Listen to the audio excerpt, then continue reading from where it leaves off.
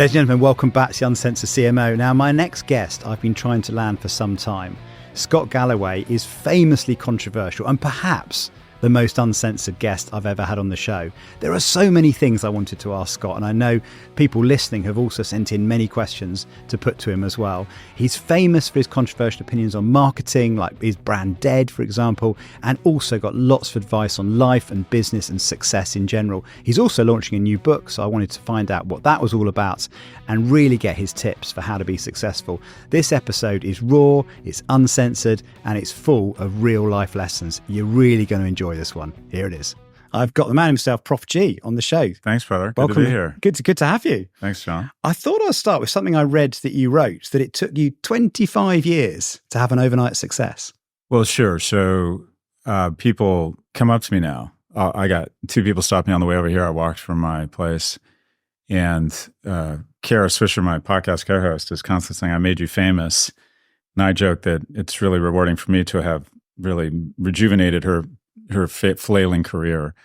But I would say, after working my ass off for 25, 30 years, I'm an overnight success. So it's rewarding, but it should have happened earlier, boss. Yeah, right. I mean, most people focus on the success. It's easy to, isn't it? You go, well, of course everyone's heard of you. But like, what were the most challenging moments or the biggest failures that led up to that moment? Because that's often what people don't talk about that they should do. We're going to need a bigger boat. I was very, I started investment banking. I didn't like it. I wasn't good at it. I was living with my mother at the age of 25. Didn't know what to do with my life. I've started a lot of businesses. Most have failed. I've had a company go Chapter 11. I've been divorced. I've had pretty big personal failings. I've been shot in the fucking face a couple of times, professionally and personally. I think my lowest or my most terrifying moment was when my first kid came along. It was 2008, and I kept doubling down on this company, and I never really understood the power of diversification. So I always thought, I'm smart, I'm good at what I do. I've always made a lot of money, but I always kept doubling down on one company, usually my company. And with this company in particular, Red Envelope, I had borrowed money against my stock to buy more stock. A good company. I thought it was going to be great. And then 2008 came along, great financial recession. We had these weird things happen at the warehouse where we were sending 20,000 gifts for the holidays to the wrong addresses, which isn't good for business. And then I basically went from like financial security to less than zero in about 3 months. And then my kid had the poor judgment to come marching out of my girlfriend. And I remember just thinking, I remember being in the delivery room and I felt so nauseous and just so awful. And I remember they said to me, just so you know, if you go down, we're not focused on you right now. And I remember thinking, it's not childbirth that's making me so nauseous. It's that I've like failed this kid on day one, that if I'd just been a little smarter, if I just put some money away in boring things, if I'd just been a little bit more disciplined, if I hadn't tried to live so large and impress strange people, I could have just been so much more mentally healthy and had such less anxiety. So that was a pretty big failure.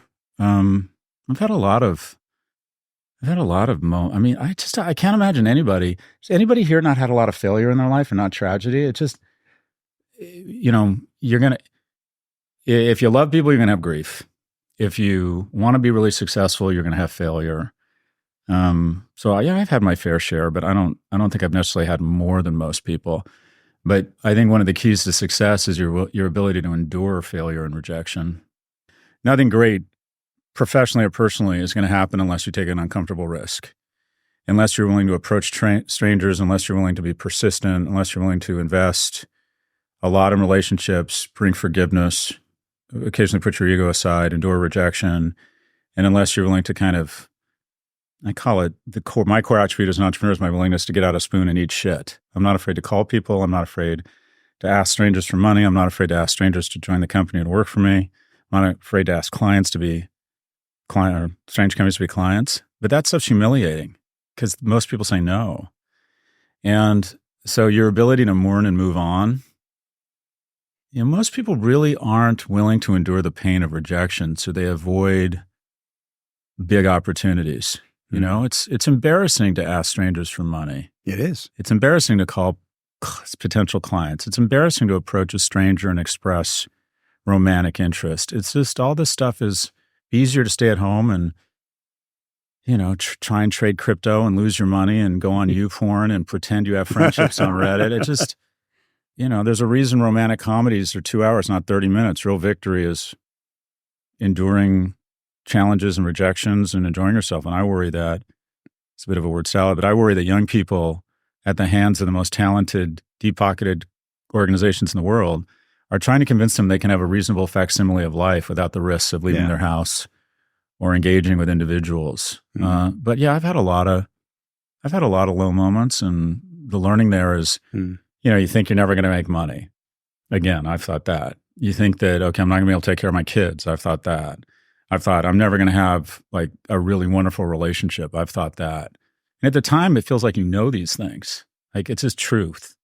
And what you realize is if you keep going, all those things can and will happen. So I love the saying, life isn't about what happens to you. It's about how you respond to what happens to you. And my superpower is I can get punched in the face and I can get back up. That's always been my kind of core competence. Yeah. That was insight in good to great, or great by choice, wasn't it? It was not that anyone has more or less bad luck. It's entirely down to how you respond to the bad times and respond to the good times that dictates the performance. Yeah, luck is if you live long enough, luck is pretty symmetric. And the flip side is true too. You're never more prone to a really big, stupid mistake than after you've had a big win. When you pick NVIDIA and it goes up 12-fold and you start actually believing you know how to pick stocks. So you double down and you get really aggressive. Or you get promoted at work and you start thinking, I'm very good at this. A lot of your success is not your fault. And so to have some humility when things go really well, but also to forgive yourself when things don't go well. I think about 49% of what happens to you is your individual actions, but 51% is a function of the environment and things that are out of your control. So have some humility, but also forgive yourself when you screw up. I met the England rugby coach a few years ago, and he had this fascinating mantra of be tough in victory and be gentle in defeat. And it was very similar insight, actually. He said, when the team won, he said, that's when I told them what they did wrong. And when they lost, I told them how good they were. And it was, I like that. Yeah, I think that's yes. Rugby, go rugby. So pivoting to the successes, because good to get onto that, and asking for a friend on this one, but building your personal brand. Yeah. You've managed to build quite a big business out of you, right? Yep. How do you scale yourself? Because you've only got 24 hours in the day. So how have you turned the sort of Scott Galloway, Prof G brand into a business? Well, people spend a lot of time, especially in marketing, think about how to position their company and what their company strengths are. But people oftentimes don't really lean into what is their point of differentiation. What is going to be your strategy? What are you good at? What is the market value that you're good at? And I figured out fairly early, it was more genetic, something I inherited from my father. I'm a good storyteller. I have a good gift of gab. I remember my father, do you remember the first times you really registered emotion and nuance as a kid? I remember my dad's a handsome man with a Scottish accent. And I remember people just being so enraptured by him. And I remember thinking, but what he's saying makes no sense and it's not that interesting. And I recognized, it's the accent and it's his charm and it's his body language. But I figured out early on, it's something I got from my father, is I'm a good storyteller. I communicate well. I can write well. I do good podcasts, speaking, all that kind of stuff. So I leaned into that. I always knew I could make a good living doing this kind of stuff, writing newsletters, that kind of stuff. But my superpower is my ability to attract and retain good people. Because I could do one book every 3 or 4 years, make X dollars. I do a book every 18 months and I make a lot of money. And it's because I have really outstanding people who help scale what we do. And we have almost zero turnover at Prof G. People think it's me in a kitchen with a camcorder doodling and doing things. And they're like, you must work 8 hours a week. I'm like, no, I work 30 to 40 hours a week. But I have 12 very smart people who are really committed, who I treat really well. But yeah, greatness is in the agency of others. You can make a nice living doing something yourself, but if you want to make an exceptional living, you have to figure out a way to attract and retain good people. That's kind of the whole shooting match in terms of scale. I like that phrase, greatness is in the agency of others. Expand that a little bit. What do you mean by that, and how do you achieve that? I got 6 things today. I don't even know where I'm going. My chief of staff, Mary Jean, is here. I have 2 podcasts today. I have producers putting data in front of me. I've got a publicist lining up all sorts of stuff for me. I've got lawyers reviewing my investment documents today. I've got, an editor a social media manager who will take clips from this and other things and put it out there. Now, this is a position of privilege because I now have the money to do these things. But good managers do a few things. One, they demonstrate excellence. I'm good at what I do, and I work fairly hard. They hold people accountable. I have very straightforward conversations with people when they're not doing well. And they also demonstrate empathy. So what I found, one of the ways I matured as a manager was when I was younger, I thought everyone just wanted what I wanted. I wanted to be rich and awesome. That's all I wanted, right? I wanted a shit ton of money and for people to think I was awesome. And so I assumed everybody else wanted the exact same thing. And what you find is some people people value different things. Some people really want to manage other people. That's really important to them. They want to be a manager. Some people want their name in lights. They want to be in the newspaper. They want fame. Some people are totally focused. They're like, I'll work 80 hours a week. I'll give up everything. I'll have no relationships, shitty health. I just want to make a lot of money. Well, that's fine. But if you take the time to sort of figure out what people really want, like what's really important to them, and then they see you trying to deliver against that. Oh, we got a call from the New York Times. They want to quote. I'm going to let you take this because I know how meaningful it is for you to have some of that public airtime. Oh, you want to manage people? Okay, I'm going to put you in charge of this group. You just want money? Fine. I expect you to work your ass off and I'm going to pay you a lot. And that's okay because everyone around you sees you working this hard. It's okay to pay you more.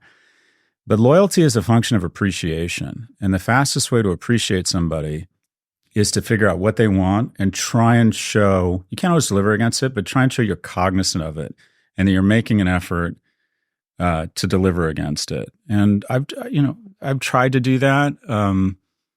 As a younger man, I don't think I was a good manager. I think I'm getting better now. But trying to understand, what does this guy really want? Like, what's important to him? And also creating a really nice collegial environment. It's interesting, the number one factor for retention, people think it's money, it's not. The greatest predictor of retention is whether the person has a friend at work. And so we were spending about $1 million on an office space a year, which made no sense. Ego, big fit, big office, check out what a baller I am. And we gave it up in COVID. And now we don't spend all of that, but we spend most of it we have a policy at our company. If any 4 of them are together at the same time, they have my credit card.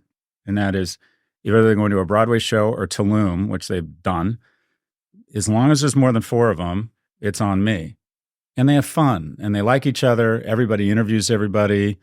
They generally seem to get along and enjoy each other. That's not entirely possible when you get to hundreds of people.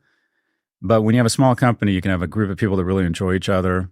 But I find that that's an incredible vehicle for retention.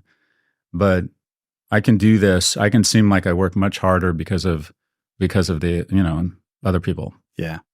People always remember how they feel, don't they? And experiences like that make people feel something, which brings me, you talked about Daniel Kahneman in a recent episode I was listening to. What impact has he had on you and how you think about how we behave? He's had a lot of impact on me. It's funny, I have Yodas, and I didn't even realize this when I was younger. You don't need to sort through everything on your own. Find people you really admire, learn a lot about them, and make them sort of an invisible board of directors. Like, I have a decent feel for what Muhammad Ali, I got really into Muhammad Ali. I have a decent feel for how he would approach decisions. I have a decent feel, like Madeleine Albright, I took an interest in her. I have a decent feel for how she would approach decisions.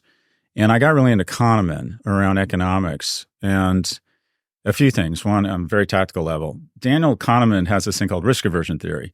Basically, people would rather endure a series of small, definite, guaranteed losses than the prospect of a big loss, and they overestimate the likelihood of a big loss. That is the reason that the best business in the history of the West is insurance, because they know on average there'll be, that 3 of these million houses will be wiped out by flood. So let's charge them enough that, there's a 1 in 100 chance. It's $1 million to rebuild the house. Let's not charge them $10,000. Let's charge them $30,000. And the fear of that catastrophic event and wanting to avert the big pain results in people willing to engage in what is the biggest ripoff in America, and that's insurance. So 7 years ago, this is strange, I canceled all my insurance, including my health insurance. And you think, oh, you're a bad citizen, right? And let me be clear, I'm not suggesting anyone cancel their health insurance because I'm privileged. I can afford any health scare. So why would I have health insurance? And between property, flood, I used to insure my vacations, health insurance for my family, because I'm a narcissist and I wanted the best insurance, is about $55,000 a year for my company, which is my money because I own the company. And I found that about half the time we weren't getting reimbursed because we don't want to go in network. We want to go to the fancy doctors or whatever. And so in 7 years, $375,000 will buy a lot of healthcare. Now there's a chance one of us gets really sick and it would cost $1 million or $2 million. I can absorb that. So insurance is yet another transfer of wealth from the poor to the rich, because people who are wealthy can afford to take these kinds of risks. But Kahneman that's one example. Tactically, I essentially canceled all my insurance. His other thing is the relationship between money and happiness. And he's done a lot of work on it. And what he found is that there is a relationship. We tell ourselves a myth that money can't make you happy. That's bullshit. It can make you happy. Middle income people are happier than lower income. Higher income people are happier than middle income people. That's the bad news. The good news is that it tops out. Once you can afford housing, vacations, absorb a medical shock, take care of parents, in New York, that's probably about $1 million and a half bucks a year, but supposedly it's about 90 or 100 grand in most of America. Once you get to that point and you have a decent amount of savings, the incremental money adds very little happiness. It does go up slightly, but the returns are diminishing. And it's changed my policy on tax policy. I don't see any reason why we wouldn't tax, say, over 10 million in income, 70 or 80%, because the difference between making 10 million a year and 20 million a year for people blessed like that, it's not going to get you much. Whereas going from 40 to 60,000 through child tax credits or some sort of negative income tax, that can create a lot of happiness. So it's changed my views on social policy. He's changed my views on the way I approach risk. So yeah, he was a great mentor. I like wonky stuff. I look at Peter Drucker for my own personal life around fear and shaming. I look at Sam Harris. I got off of Twitter because I'm like, why am I on Twitter? And, these people are so mean. These people ruin my weekend on a regular basis. So why am I here? But yeah, Kahneman influenced a lot of the way I look at stuff. Actually, one I reread after he sadly passed away was that nothing is as important as you think it is in the moment you're thinking about 100%. it. And that's so true, isn't it? Is that, you obsess about things, we get angry about things, and you don't realize they're not as important as you thought. Well, slow and fast thinking. I've been thinking a lot about, just because this is uncensored, so I like to go to the really sensitive stuff that gets people angry. I've been thinking about what's happening at Columbia University and some of the protests on campus. And his seminal book was Thinking Slow and Fast. And the idea that we have really important instincts to think fast. A lion's coming at you, you know to run. Someone's threatening your family, you turn to violence. You make snap decisions, and that was key for survival. So we have this reptile brain that's just ready to defend, to strike. And there's two keys or two sensations to the survival of the species. One is that we need to continue to really enjoy sex. I think that's mostly taken care of. The second is that we need to be able to get pleasure from binding together to fend off a perceived threat or attack. And I think a lot of young people have a certain amount of rage and aren't having enough sex. And as a result, try and find common enemies. They go on the hunt for fake perpetrators or fake evil. And I just can't, I wish these kids would find other means of finding dopa hits than thinking some Jewish kid heading out of the library is really a threat to humanity. No, she's just headed to a manicure, boss. So try and figure out, slow your thinking, find other ways of getting a dopa hit, and really trying to imagine, isn't this person most likely just like you, trying to get an education, had no choice in being born Jewish or not Jewish, and you're being so aggressive and so hateful with your rhetoric, and you're intimidating these people. And I can promise as they get older and their thinking slows down, they're just going to think kind of, what the fuck was I thinking? Why would I be this hostile towards somebody? And so I think young people deserve a really wide berth. I'm a big fan of free speech, but at a minimum, I'm like, nothing says like you're wasting $120,000 of your parents' money, like showing up to a rally to support our murderous autocracy. And two, I think your grandkids, should they ever see this shit, and unfortunately young people have a camera following them around, which I think is bad. I think your grandkids are going to be really embarrassed that you were this unfeeling or weird, and seeing this 0.2% of the global population as a threat to your well-being. I can't grasp how these kids are not slowing their thinking down and being a little less hostile and being a little bit more graceful, so to speak. So what role is social media playing? I know you got some strong points of view on that. How is that fueling what we're seeing playing out at the moment? Well, it speedballs it all, because the worst thing that happened probably to society the last 20 years is that Mark Andreessen unwittingly didn't build in micropayments to the first Netscape browser. What do I mean by that? If you saw a cool article on the Washington Post or a video clip on Fox, I'm trying to be balanced here, that you like, you should be able to really easily go, yeah, I'll pay 3 or 5 cents for that. Instead, they didn't have that technology, so it all became ad supported. And since 1945 to about 1995, the general consensus in the marketing community was that sex sells. I'll have someone hot, and that'll get you to want to buy a Buick or wear Nikes, right? And then we discovered something, or the algorithms discovered, that there's something better than sex, and it's rage. And if I go on Twitter and I say mRNA vaccines alter your DNA, it's guaranteed that hundreds of comments are going to come in. You're an idiot. You don't understand the biology. No, Scott is right. And by the way, I don't believe that. There are a few things I love more than vaccines. Anyone here has a vaccine? Here's my fucking arm. I will get 17 vaccines. I don't even need to know what it is. I love vaccines. I think they're a gift to humanity. Anyway, but anything really hateful or coarse, the algorithms elevate because people weigh in. And every additional engagement, every additional comment is another Nissan ad and more shareholder value for the company. So our most talented people working in the most well-resourced companies have a vested profit motive in enraging us, dividing us, and making our discourse more coarse. And what it has done is it's taken a population of people who are actually, America's bad, but it's the least bad place in the world. And it's given young people reasons to be really angry, and some of their reasons are justified. But 30% less people are speaking to their neighbors. 52% of Democrats are worried their kid's going to marry a Republican. Like when I was growing up and we were dating in our neighborhood, we didn't even know what political party. You wouldn't even think about talking about this shit on a date or to your neighbors, or it was just, everything's become so coarse. And I think that if America were a horror movie, I think the call is coming from inside of the house. We don't like each other. And so social media has speedballed that. It has been a disaster for young people, just as it's been really hard on girls, just as they're coming into their years where they're thinking about social capital and wanting to be liked. We basically have the cafeteria following them around 24/7. And we're afraid, because of politically correct doctrine, to have an honest conversation around the difference between boys and girls. Because if you talk about the differences, people assume that you're not sympathetic to non-binary kids. And that's not true. You can have empathy for everyone. Civil rights didn't hurt white people. Gay marriage didn't hurt heteronormative marriage. But girls and boys, loosely speaking, are different, and they're predisposed to different types of behaviors. The reason I bring it up, boys bully physically and verbally. Girls bully relationally.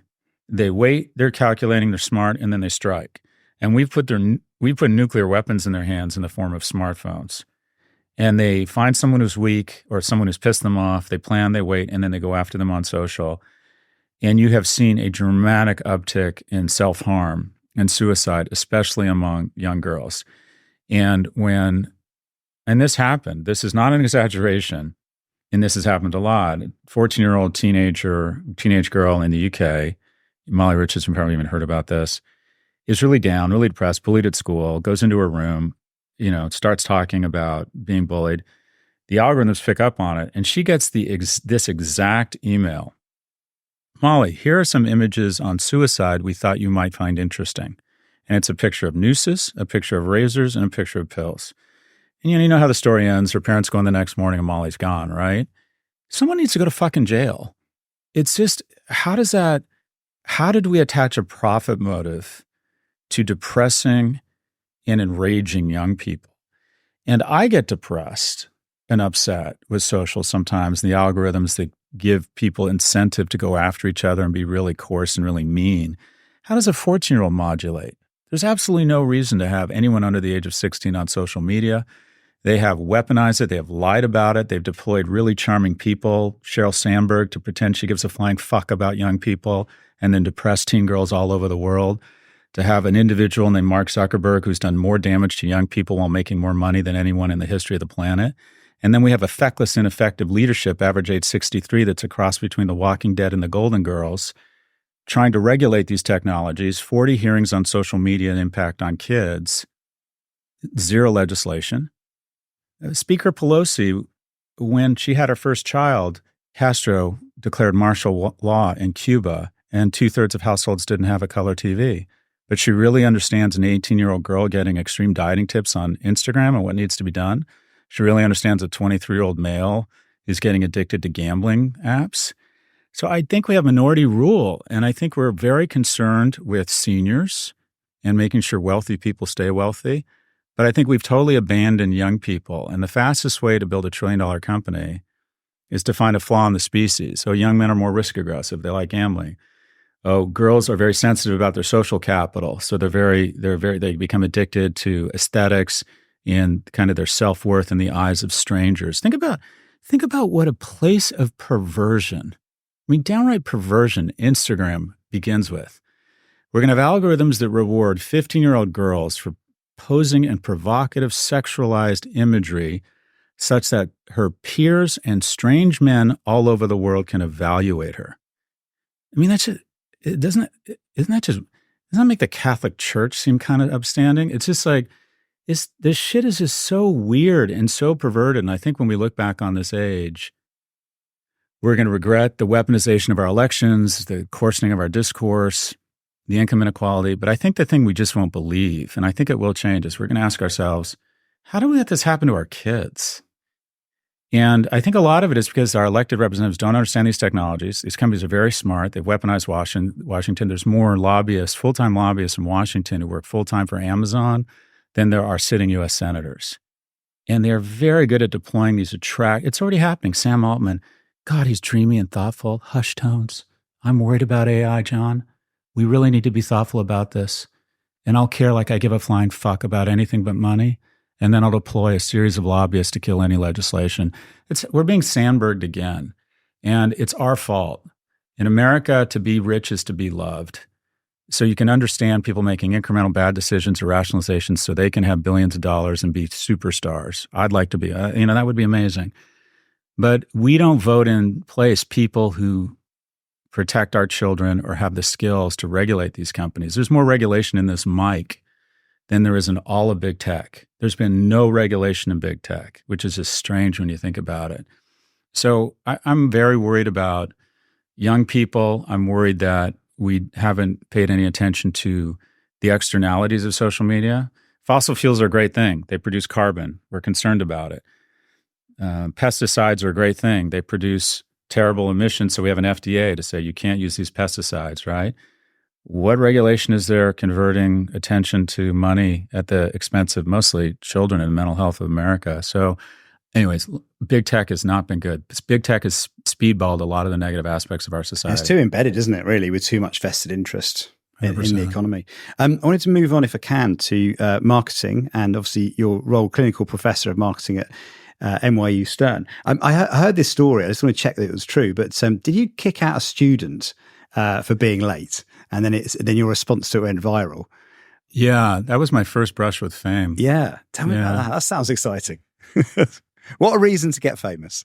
No, a kid walked into the class about 15 minutes in, and I said, "I'm sorry, I don't allow people late in the class." And it was an uncomfortable moment, and then he walked out. And then he wrote me a diatribe saying, I was checking all the classes, I was auditing the classes, I was going to be in your class for 5 minutes and go to another one. And I said, okay, I get that, but I don't allow that. And I just wrote a response to him. I X'd out his name so people, and I said, this is, in my next syllabus, I said, this is my late policy. And it got picked up by the media. And, I had to go back and read it and see what I wrote. But yeah, that was I say to young people, get the easy stuff right. I screwed up so much. I was late all the time, worked my ass off, and then I'd be late to a meeting. I mean, just get the easy stuff right. Show up, dress well. Anyone can dress well. Get your sister a gay man. That's a hate crime now to say that. The gay men have better taste than straight men. They do. Get your mom. Straight men have something is wrong in their brain around fashion. Literally, they're like, oh, this Knicks tank top and a baseball cap on backwards. I'm killing it, right? Find somebody who has better taste than you to dress, especially when you're young. Show up on time. Don't speak your first 6 months at a job. Just listen. There's just basics. Shower. Like young men aren't showering, right? Just some basics, right? Get the easy stuff right. And I speak from experience. I used to work so hard and I would get the easy stuff wrong. I wouldn't be kind sometimes, right? Say stupid shit or, I just get the easy stuff right. And I think there's some basic blocking and tackling. The young people have manners, follow up, just basics. So many young people don't make the mistake of thinking anyone cares about your politics at work. That's the one I hate. People will nod and call you a leader for complaining and then memo to self, next layoff, you're out of here. So get the basics, get the simple stuff right. And you've taught a lot of marketing to MBAs. What would you say is the most important skill for a marketer today that you might see lacking at the moment? It's the most important. If I could give my kids any skill, it would be storytelling. The ability to take a concept, a narrative, and communicate it in a compelling way across mediums. Learn how to write, learn how to present, learn how to get up in front of it. I'm not suggesting you need to be a great presenter, but you got to be able to present. So it can be very uncomfortable for people. So modulate, try and get to average. Learn how to write, learn how to, text. Some people give great text. Those people that they can just in 8 words summarize the situation and they're funny. Find the medium you are great at. It might be something on social. You might find you're great on LinkedIn that you could post. I am really good in front of large crowds. I'm not good one-on-one. If these people were here, you would find me intense yet aloof, right? Or insecure yet aloof. So I very rarely go to meetings alone. I like to have a foil there. Yeah. I'm not good on the phone. So I don't do important stuff on the phone. So it's important to figure out where is your strength. But storytelling is the key. The animals have instincts. They can communicate live, but they're not able to communicate to broader parts of the species. So they haven't evolved nearly as fast as us. We can write pictures on cave walls and say, this is when you plant the crops. I can communicate to you around how to get somewhere more efficiently, more effectively. So storytelling and an ability to communicate is something that's really valued in the species. That's why Mick Jagger gets to hang out with a 30-year-old ballerina, because he is an outstanding storyteller. So if you can communicate something in a compelling way to somebody, you can not only make a good living, you're going to have friends, you're going to have a broader selection set of mates than you deserve. So I don't know if I remember 10 years ago, they were teaching Mandarin in high school. Anyone using their Mandarin lately? When I took computer science in college, I think one of the stupidest things we did was replace civics class with computer science in high school. I don't know if we're going to need as many programmers. We'll always need storytellers. We'll always need people who really understand how to communicate across different mediums. I think that's the key. Yeah, it makes a lot of sense. Now, I put out a few questions to the audience to say, if you're asking Scott one question, there was one question that overwhelmingly came back from everybody. So you're in Cannes, in front of probably the world's most celebrated brand builders, and you said the era of brand is dead. Yeah. What's the thought behind that? Well, if you think about traditional brand building, from 1945 to kind of 1995 till the introduction of Google, the primary algorithm for creating shareholder value was have a mediocre product, a mediocre shoe, salty snack, car out of Detroit, and then sugary drink, and then wrap it in these amazing brand codes: youth, European elegance, American vigor, sex, paternal love, maternal love. We'll take 20 cents a tooth of peanut butter paste and turn it into $2 of maternal love because choosing moms choose Jif.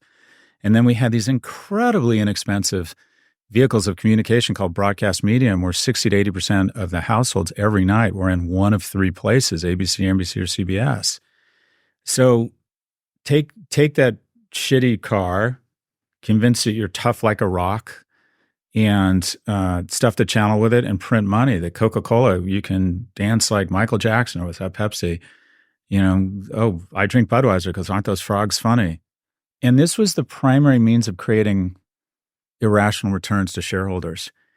And then the ecosystem got so crowded with channels that the returns went way down. And also your social graph and word of mouth and Glassdoor said, okay, and I'll use the example of hotels.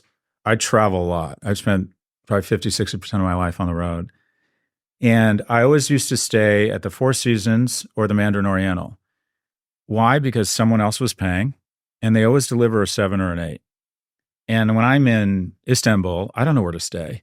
But now with my social graph and TripAdvisor and Google, I know that the Soho House in Istanbul is the old American embassy, and it's great.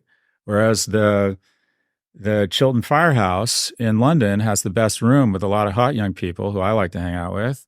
So the brand used to be this weapon of diligence. It was always a 7 or an 8, Four Seasons or the Mandarin Oriental. But now I can find the 9 for me with these new weapons of mass diligence called Google, TripAdvisor. So quite frankly, the brand has diminished in power, and it sounds very passé, but product is the new black again. If you have a truly better product, people will talk about it online and word will get out. So a lot of the capital has been taken out of marketing and has been reinvested in things like supply chain. Can I get you something within 48 hours for free? Can I produce programming for less than money that's really good? Squid Games, Parasite, Money Heist, and just, what do the companies that have added over $100 billion in value in the last decade have in common? They don't advertise. How much advertising does Netflix, Google, OpenAI? What about Amazon? Because the old Bezos quote of advertising is a tax on a poor product. Yeah. And now Amazon are probably one of the biggest advertisers in the world and one of the most invested in storytelling, actually, back to your storytelling point. I think they've taken a lot more money in advertising than they put out. They're one of their biggest groups is Amazon Media Group, where they advertise on their site. I don't see them actually as a percentage of their top line income. I can't think of the last Amazon commercial I saw. They buy a lot of keywords, but I think that all the big players don't spend that much. I think advertising kind of outs you as not getting it. And I think this is true of ad. If you're having dinner with strangers all the time, it means you're selling an undifferentiated product. I was in the services business, and my life, when I really distilled, how do I make a living? I started a strategy firm when I was 26. I started an analytics business intelligence company when I was 40. And I thought, my life is renting my brain to old white guys. That's what I did. I developed these proxy father-son relationships with the CMO of a big company, and I said, I'm smarter than you. I'm going to rent you my brain, and I'm going to make you the CEO in 3 years or less. In exchange for this, you're going to give me $1 million to $2 million yearly consulting gigs so I can pay all these other people and make a lot more money than if I was just selling my own time. And I found it just exhausting. And what I say to people is if you're constantly having dinner with strangers, it means you're selling an undifferentiated product. Google was a 10x better product. Tesla's a better product, even though I'm not a big fan of the owner. So all this money has been taken out of branding, traditional branding, gone into direct response, Facebook and Google, and into the product itself. Nobody invested in supply chain. Amazon came along and said, no, supply chain is the opportunity. And they made a staggering investment to get you anything you want within 48 hours for free. No one was thinking that way. Everyone else was just trying to lower the costs in supply chain. Netflix is supply chain, producing stuff in different markets. NVIDIA is supply chain. They said, we're going to design the chip, but we're not going to invest in these factories. Shein, which is the fastest growing apparel company in the world. No stores, no warehouses, no factories, no trucks, no stores, software using AI to look at the 50,000 to 500,000 people that are on the site at any given time, tracking very closely their patterns and movements. And they go, okay, this top, we're going to need 1,700 of them.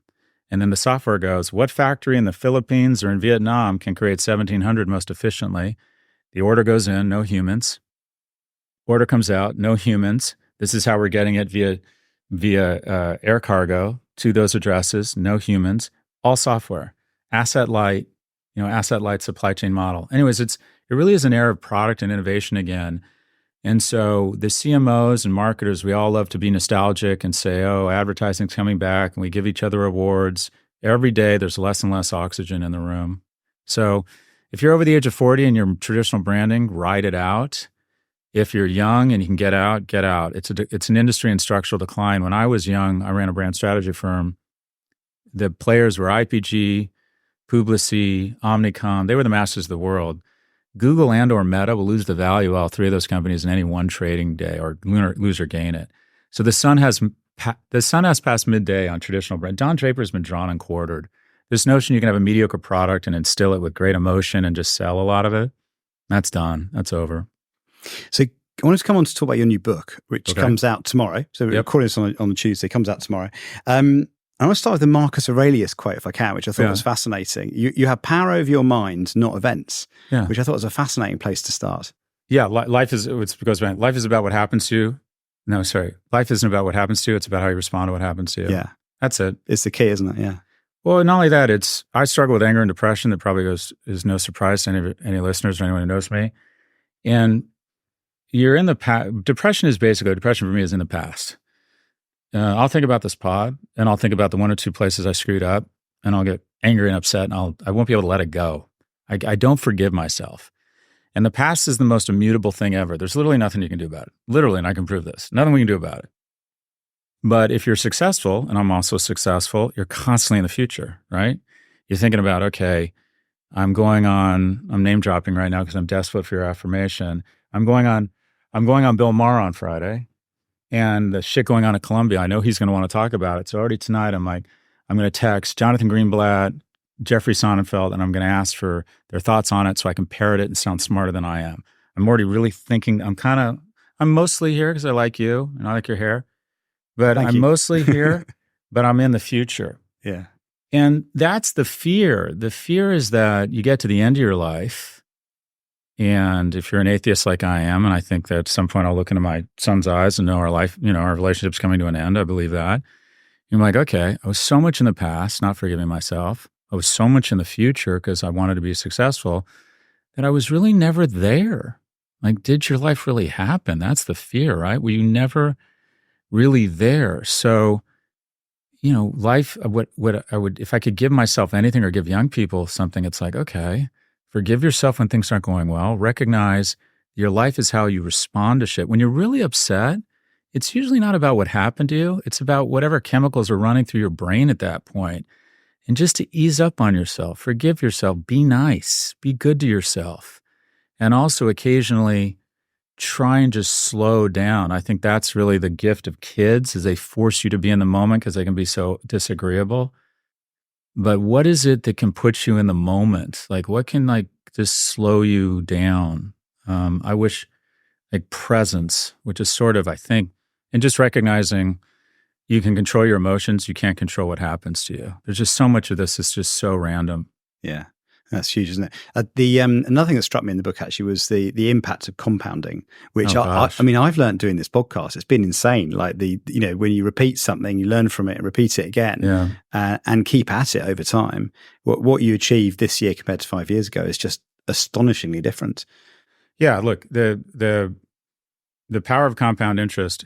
If you had decided to get a shitty Android phone, which I realize is not appealing, right? Having an Android phone is sort of saying to the world, your life really hasn't panned out the way you'd hoped. But if you had taken all the money we spend on iPhones, I bought every iPhone. I buy every iPhone, automatic on the list. It cost, I think the first one was $1,500, last one was $2,400. Someone did an analysis and said, if you got in a free phone, you can get a free phone. If you got in a free phone and you take all the money you had invested in Apple phones and you bought Apple stock, you'd have $3 million right now. Wow. Because obviously Apple's gone insane, right? But what you don't realize as a young person is, how old are you, young man? 26. Okay, when I was his age, I could not imagine one of the flaws in our species is that because we haven't lived beyond 35 for 98% of our time on this planet, we can't calibrate time.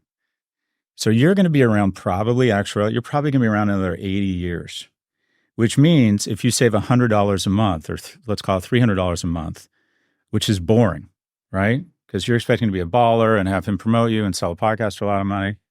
But just in case you don't, if you manage to get $300 a month into SPY, low-cost index funds, and you didn't look at it for 50 years, not 50 years, 30 years, you're going to have millions of dollars. And hope this shit goes big, right? Hope you are a great DJ, hope you sell the next great novel. But just in case, if you can figure out a way to automatically save $300 so you never see it a month at the age of 26, I can guarantee you by the time you're my age, I think I'm older than you, you'll be a millionaire.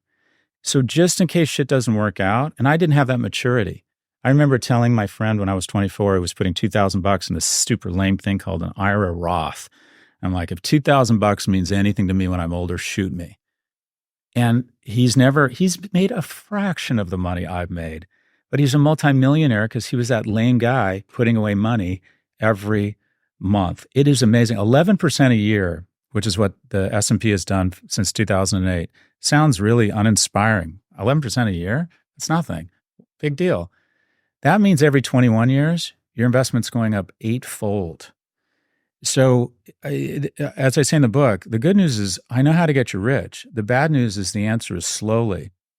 But you want to lean into your advantage. Your advantage is time. So if you just have a little bit of discipline, one less Starbucks a day, round up on acorns, get a way to have forced savings so it comes out of your check and you never see it. Go into low-cost index funds. Don't believe anyone on CNBC. Alternative investments, hedge funds, people who claim they know more. No one knows. My summary of the entire financial services community having been in economics. I'm around the brightest people in finances. No one has any fucking idea. That's the bad news. The good news is the markets in America over the long term are up and to the right.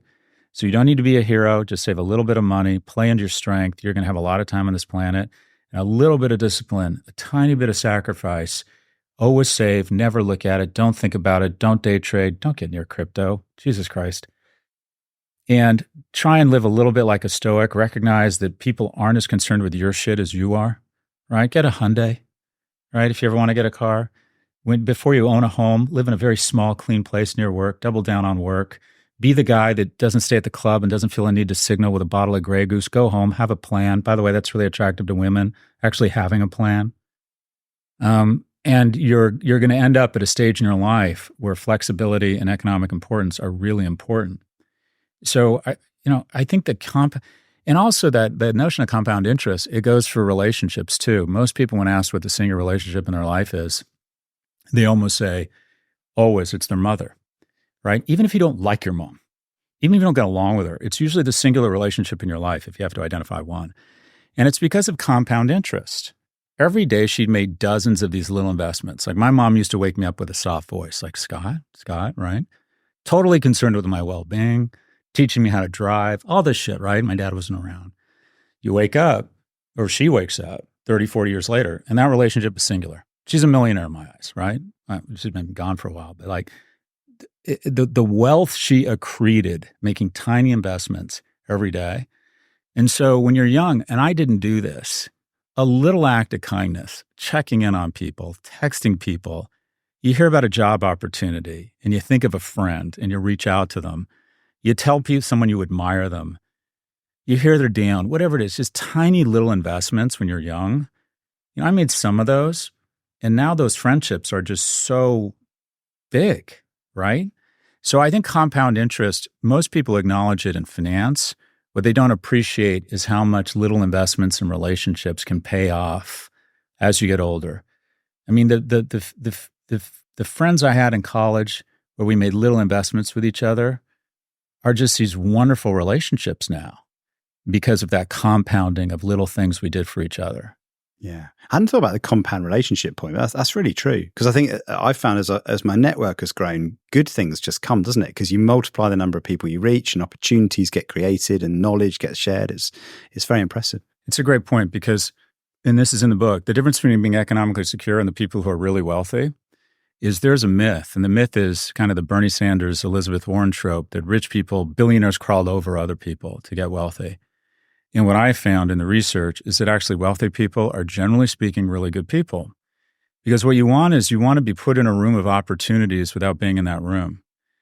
And in order to be really wealthy, you have to collect allies along the way. You have to have people that think of you with opportunities, give you the benefit of the doubt. You also, wealth is a kind of what I call a full person project. And that is the fastest way to steal or to grasp or snatch financial insecurity from financial security is personal failings, a lack of character, divorce, which I've been through. I lost 60% of my net worth overnight. You split your assets and then you lose another 10% because you're supporting two households and you become a forced seller of assets, which is never a good idea. And also, show me a small or a medium-sized company that's doing really well and that all of a sudden kind of folds. I'll show you people at the top who are professionally divorcing. They're not getting along. So unless you're willing to bring generosity, forgiveness, empathy to your personal and your professional relationships, I don't think you're ever going to be that wealthy. I mean, some people are so fucking talented. Kanye can do whatever he wants. He's going to be fine. Assume you are not Kanye. Right? You want to bring, generally speaking, the millionaire next door is someone who values his personal relationships or her personal relationships, is a good person, and people want this person to win. So character really is, the most important part of being wealthy are things you can't control. When and where you're born. Being born in the 60s California, white heterosexual male, gave me unfair advantage. But the things you can control, saving, compounding, focusing on your talent, and being a high character person, being a generous person, if you don't bring generosity and forgiveness to relationships, I think it's going to be very difficult to be wealthy because you're going to end up with personal and professional divorce from key relationships. Thank you. What I'd love to do actually is bring some questions in at this point. So I think we're getting to the hour point. Shall I start?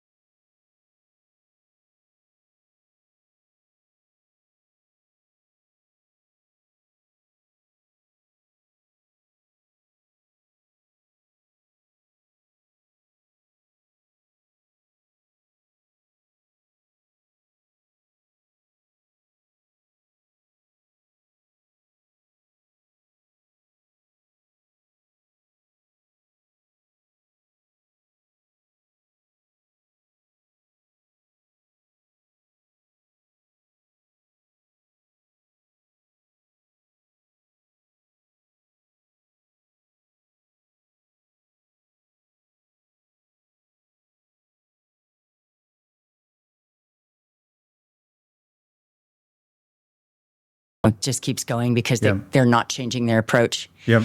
In this come to Jesus moment that I hope to God is going to happen, how do we manage the fact that really this tech and social money took over from, the kind of dying off of industrialization in America? Yeah. We need the money. Yeah.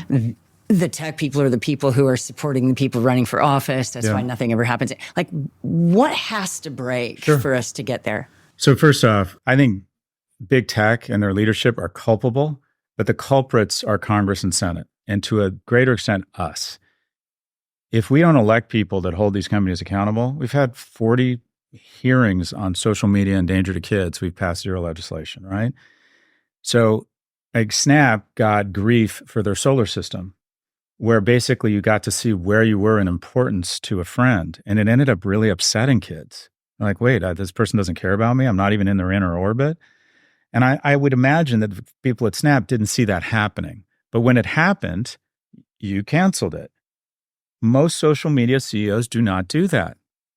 They're like, unless it's outlawed, why would I put myself and my shareholders at a disadvantage when it's not law? So here's the bottom line. I genuinely believe nothing gets better until someone does a perp walk. Because we can't come up with fines big enough. They have so many lawyers. They have an ability to reduce these fines. Facebook is violating a consent decree, lying to Congress. They're fined $5 billion. $5 billion. It's 9 weeks of cash flow. So if I put a parking meter in front of your house that costs $100 every 15 minutes, but the ticket was $100, but the ticket was 25. The meter costs $100 every 15 minutes, but the ticket was 25 cents. You'd break the law. You would just break the law. And the incentives, there's no algebra of deterrence. Then no one goes to jail. Fines are, it's like a gnat hitting a windshield. They make so much money. So until everyone has to be off their phone under the age of 16, until every social media company is subject to liability and someone can go to jail if they send out suicidal ideation emails, until everyone is subject to these penalties, to wait for their better angels to show up, you just don't hold your breath, folks. America becomes more like itself every day. to be rich in America is to be loved, to be able to take care of your kids, your parents, to have a broader selection set of mates. That is really appealing. So you will make incremental decisions that might have a really negative impact on the Commonwealth unless you are regulated. Ford would still be pouring mercury into the river if it wasn't outlawed, because if they weren't pouring mercury into the river, General Motors and Chrysler would have a cost advantage when they continued to do it. So the people really failing are us. Until we hold these companies accountable, until we pass laws that say, you realize News Corp, Fox, they get fined $800 million for distributing and spreading false information about Dominion voting machines. That was a dumpster fire compared to the nuclear mushroom cloud of misinformation on Dominion that happened on Meta. But Meta passed this legislation that inoculates them from any liability. That makes no sense. So remove 230, elect people who are going to pass laws to hold these companies to the same level of accountability we hold any other industry. So I think it's up to voters and our leadership to do what we've done in every industry and say, okay, if you knew that not putting airbags in this car and a steering shaft that doesn't collapse and windshields that are not shatterproof and people start dying everywhere, they get to sue you. You can't even do that with social media. They can't be sued. They have liability shields. They literally can't. There's almost nothing you can do to them. So I see us as at fault. I think we've got to put in place people who understand these technologies, can regulate them, and I think we need to restore the algebra of deterrence. Thank you for the question. Hello. Hi, Rob. What does the agency of the future look like? If someone is young and creative and would normally go into advertising, marketing, whatever, what would they go into in the future if that's not necessarily what you see is going to be the case? I think there's going to be a lot of services needed. I'd see agencies evolving to more, and for lack of a better term, supply chain and innovation and storytelling across new mediums, really helping companies work through issues around AI. I think there's going to be a ton of help, a ton of demand for smart people who offer outsourced service. The great thing, I used to pitch consulting, right? I was in your business. I started a brand strategy firm. I was like, you can fire me more easily than you can fire an employee. And you're not sure if this brand thing, you buy into it or not, but give it a test, hire us for a year, ring fence your investment to $500,000. And if it doesn't work, you don't have an entire department to lay off, right? Companies trying to figure out AI, companies trying to figure out storytelling on all these new mediums. I would imagine there's a lot of niche opportunities. It's just that a great business model was to come in with really attractive, compelling people to tell a story and then convince you to spend more and more on broadcast so they could take 8 to 12%. That was a really compelling business model. And I feel like a lot of the agency world is still clinging to that model. And I don't think it works. I think a business model, I would suggest retainers. We're smart people. We'll answer your 2 or 3 biggest problems around brand or media, and you're going to pay us 50, 100, 200 grand a month. And we're just going to be your department, but you're not going to have to pay us healthcare. We're easy to fire. You can swap us out in 2 years when we run out of ideas. We're not politically weaponized. We don't know what the pet projects are here. And I think that a lot of companies are going to want to outsource a lot of this. But I think there's so much insecurity around there, around branding, storytelling, innovation, AI, supply chain, that I think it's going to be a great time to be in the services business. And then also people who are great, hire young people who are great athletes.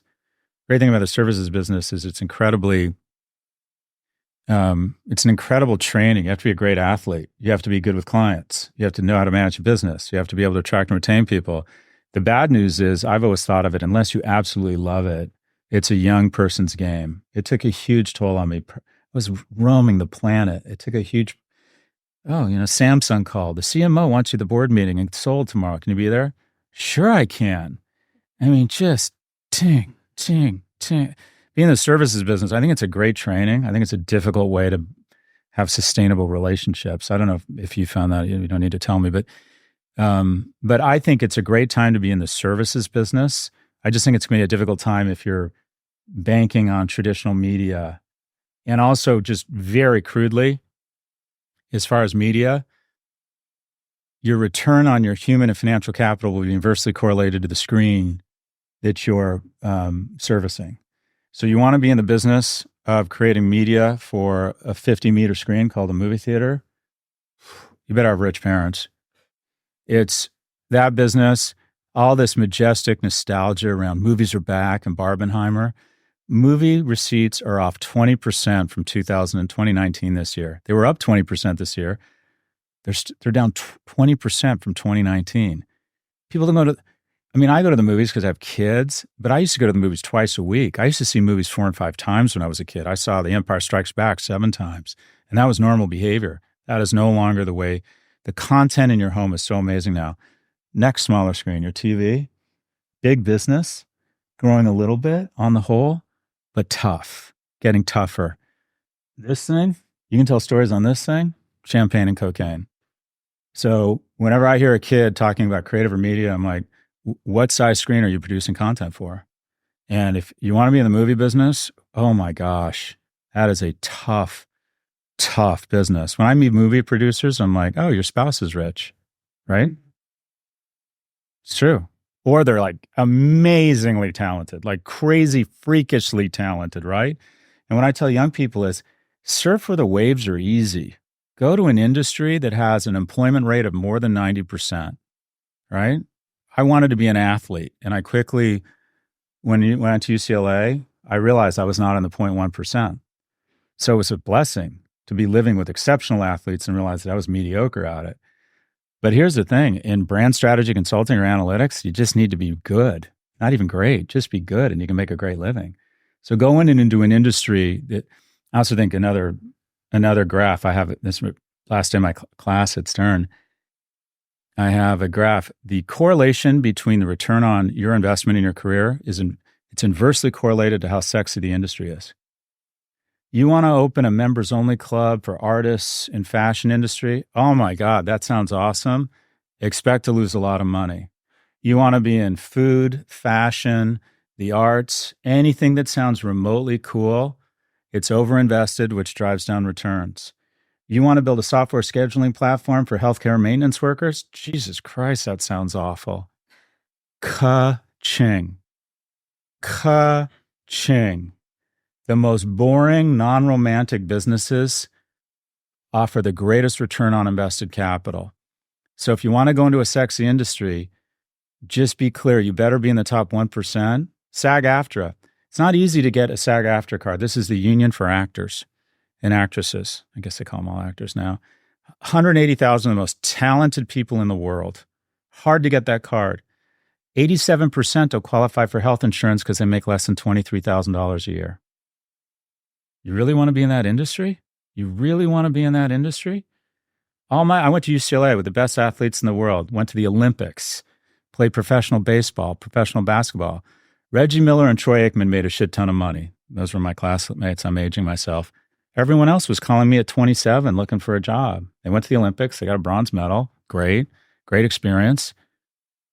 No money in it. And the sexier an industry. So, and by something super sexy on a big screen, you're fucked. So ROI inversely correlated to the size of the screen and how sexy an industry is. So if you're going to be an advertiser in your own agency, service the just worst sounding industries in the world. Be like the agency for like plumbing supplies or something. Hi, Jasmine Ferreira, JP Morgan, which I'm laughing as I say it for your financial comments, but totally agree. Right now, I'm going back to the social media thing because it's just with the listeners, like it's just such a hot topic. Mm-hmm. We know it's not right today, but what can we as marketers do today to get it right without the regulation in place? Oh, I don't know. I'm not sure. Try and reward platforms to be hit, but it's so hard because you're a marketer. I can't stand Meta. I advertise on Meta. I have an online education company. I choose me over. I mean, it's very hard. You'd be doing your clients a disservice if you decided, oh, Alphabet radicalizes young men or Meta is depressing young teens, so we don't advertise for our clients. You'd be doing our clients a disservice because these are monopolies and they kind of control the ecosystem, right? So I don't know. I think it I was asked this question. I presented to Elliott a few days ago, which is one of the largest hedge funds The only people who pay my speaking fees now are these large hedge funds. By the way, I speak at JP Morgan all the time. Look, I think the best thing a JP Morgan can do, or a big successful financial services firm, is to stop what I'll call certification-based hiring. What do I mean by that? Try and allocate 10, 20, 30% of the professional track positions in your department to kids who you develop what I'll call a skills-based assessment as opposed to a certification-based assessment. And that is, we fetishize kids from elite universities. And at Morgan Stanley, and I imagine at JP Morgan, it's very hard to get past security unless you went to an elite college for a professional track job. And the problem is, when you decide you're only going to hire people from elite universities, you're never going to hire a single mother. You're going to hire very few Latinas. And there's some really good kids out there that just aren't cut out for college. Only 1/3 of kids get a traditional college degree. So I'm working with a hedge fund right now to come up with a skills-based assessment, and they just hired their first they've hired a woman who was a high school dropout that's like a math whiz. And they gave her a test, and she has great critical thinking. Took the GSE, whatever you call it. She dropped out of high school. She had an addiction problem, but she's very, very smart, and they think it's going to work out. So 10, 20, 30, 50% of jobs try and go through the effort of finding someone who maybe doesn't have an elite college degree who could potentially be successful, because I worry that me and my colleagues are creating a new caste system where the small number of people who graduate from elite colleges who are one of two things. They either have rich parents or they're freakishly remarkable at the age of 17. I mean, I don't know about you, any of you. I was not freakishly remarkable at 17. But UCLA had a 76% admissions rate. This year's going to be 9%. And the tail that wags the dog for colleges is recruiters. So I think that JP Morgan, a company that's as powerful and as big as JP Morgan, if they decide, they say we're moving to a skills-based assessments as opposed to a certification-based assessment, and we're going to try to make sure we hire from a lot of what I'll call the non-name brand schools and figure out a way to identify the best kids at those schools. I think that's the best way for an organization like JP Morgan, much less the marketing department, to kind of move society forward. Me and my colleagues, every morning we wake up and we look in the mirror and we ask ourselves the same question. How do I increase my compensation while reducing my accountability? And the way we have figured out how we can do that is by LVMHing colleges. Harvard has grown its endowment 5,000% in the last 40 years. It's increased its freshman class 4%. So we have these incendiary arguments over how many non-whites we let in or how many gay kids we let in. It's a total misdirect. It's not who we let in. The question should be how many, right? We should be letting in more trans kids, more non-white kids, more white kids from Appalachia, more conservative kids. We just need more. But until we get to that point, I think that big corporations that are amazing platforms, like someone gets a job at JP Morgan, I have this conversation all the time. They come into my office and they'll say, I got a job at JP Morgan, but I really want to start my own company. I'm like, don't be fucking stupid. Go to JP Morgan. These big companies, the American corporation is the greatest wealth builder in the history of mankind. They're huge platforms. They'll have that mole removed. They'll figure out for you a way to save money. They care about you. You can totally fuck up and they'll forgive you. They will invest for you. They are just amazing. You got to put up a lot of bullshit, right? People less smart than you will get promoted. You'll get an email from someone will tell you there's a new policy and you won't even know why or who decided, and you have to comply with it. But if you can put up with that and you're patient, you can get wealthy slowly. They'll invest in you. They're nice people. They try to be civic minded. They try to comply with the law and they try not to discriminate. They will give you, what's maternity leave at JP Morgan? For example, in the UK, you can get up to 6 months now. So okay. Dudes get 6 months paternity leave. Do you know what paternity leave was when I was at Morgan Stanley? It was, oh, you're not committed. Take the afternoon. That was paternity leave. Take the afternoon. That was literally, my mom was a secretary. They didn't have maternity leave. I mean, they had unpaid, but they didn't have maternity leave. So big corporations have come really far. I think that we romanticize entrepreneurship and we don't give big corporations the power or the prestige they deserve. The key is, how do big corporations start hiring people who haven't been fortunate enough to go to elite universities? That was a word salad, but I would say just make it your own personal, and the department and JP Morgan. I've talked to Jamie about this. You got to hire more unremarkable kids. And when I say unremarkable, I mean they didn't go to elite universities. Their parents aren't rich, right? Are they good kids? Are they smart? Do they test well? Whatever it might be. You know, I'd like to see corporate American universities be like the Navy SEALs. Anyone can go try out for the Navy SEALs. Anyone can show up day one for the Navy SEALs. Not everyone makes it, but everyone gets to show up. I think that's what college should be like. I mean, you're always going to have elite colleges, but 76% when I applied, and now it's 9%? Just weird. Anyways. We're out of time, Scott, but thank you so much. Thank you. Really appreciate it. Big round of applause.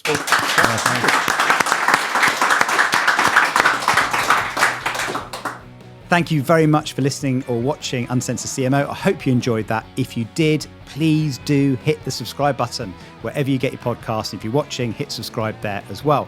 I'd also love to get a review. Reviews make a big difference on other people discovering the show. So please do leave a review wherever you get your podcast. If you want to contact me, you can do. I'm over on X at Uncensored CMO, or on LinkedIn, where I'm under my own name, John Evans.